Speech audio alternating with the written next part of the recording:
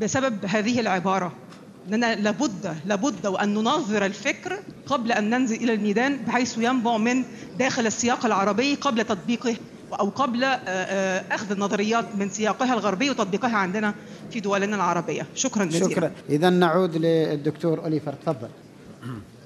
Thank you for your questions. I will respond to two for now. With respect to how important the issue of the internet is with respect to the current crisis of the press in the United States, I would say I am arguing that it is one important factor, but it's by far the only important factor.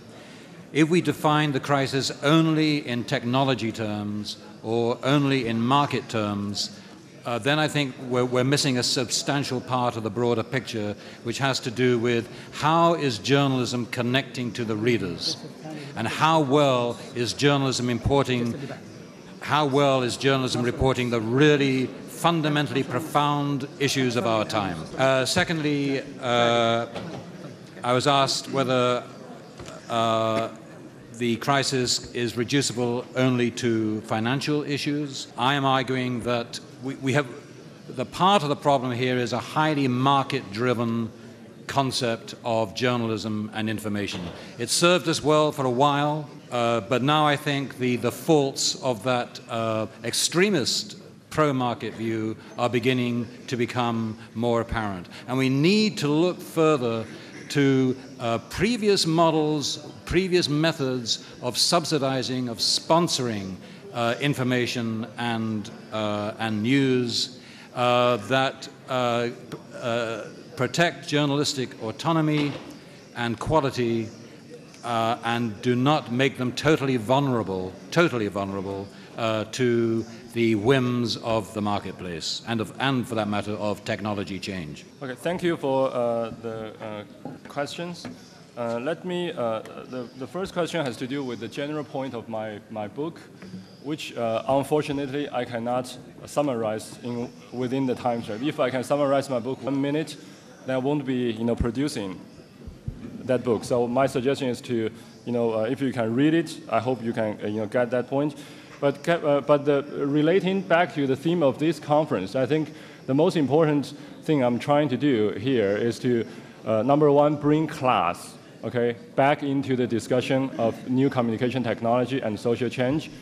And if we talk about social change, usually we hear lots of criticism against technological determinism, which is a way to think about time as a progressive, is a linear historical vision of going closer to the modernistic ideal of enlightenment. But putting back into the Chinese context, the Confucianism historical way of thinking about time is a declining. We always, we get worse and worse, further and further away from the golden time of Confucius. But then the theory of a network society is saying the new communication technologies and the informational politics that is bringing is giving us a timeless time. So the time is compressed into, it's also a linear model, but it's a horizontal line.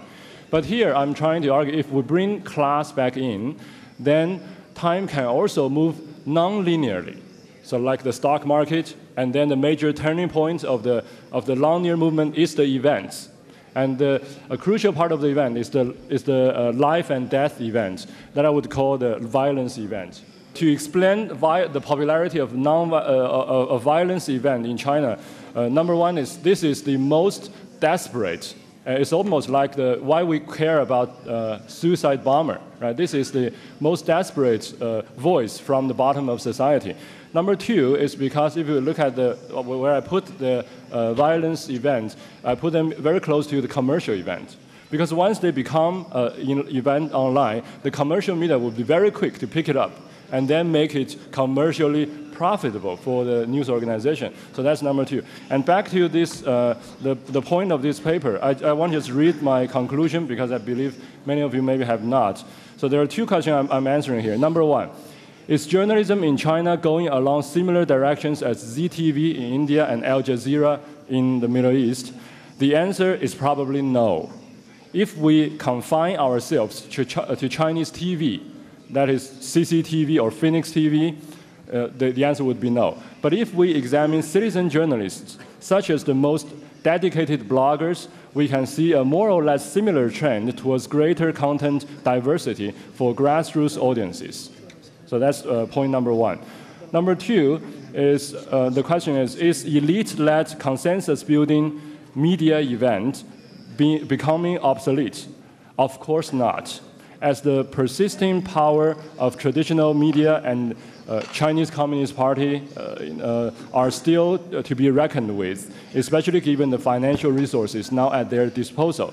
If they want, they can still create media events in the cyberspace. However, this paper has made a strong case that the elite-led model of media event with its hegemonic goals and top-down procedures is no longer sufficient, technologically, socially, and in terms of the genre and types emerging from the bottom up. The inadequacy of old models justifies new proposals, hence the rise of new media events as one such proposal for future research. Thank you. شكرا. شكرا. هناك تعقيب من الجانب النسائي. أرجو في حدود دقيقتين لأننا بلغنا بإنهاء الجلسة. أريد أن أعقب. تفضل يا دكتورة. نعم. حاضر. أنت دائما تصادر على حقي في التعبير عن رأيي. شكرا على الدقيقتين. بداية أشكر. لا عفوا يا دكتورة، أنت التي زدت 5 دقائق في المداخلة وهذا ما أعطيناه لأحد سواك. تفضلي. الذين استمعوا للبحث والحقيقة أن الأسئلة جيدة جدا. بالنسبة للسؤال الخاص بالدكتورة سوريا، كيف قامت الباحثة بتحليل مواقع الخدمات وكالات الأنباء، وفي جزء منها كان متاح عبر شبكة الإنترنت بالدخول له مجانا بدون اشتراكات، وبعض وكالات الأنباء الدخول بنصف اشتراك، وبعض وكالات الأنباء باشتراك كامل. بالنسبة لوكالة الأنباء السعودية فلم تجد الباحثة أي مشكلة، لأن الدخول على الموقع كان مجانا، فاستطاعت أن تحلل جميع المعلومات والبيانات المتاحة لمدة 6 شهور مجانيا.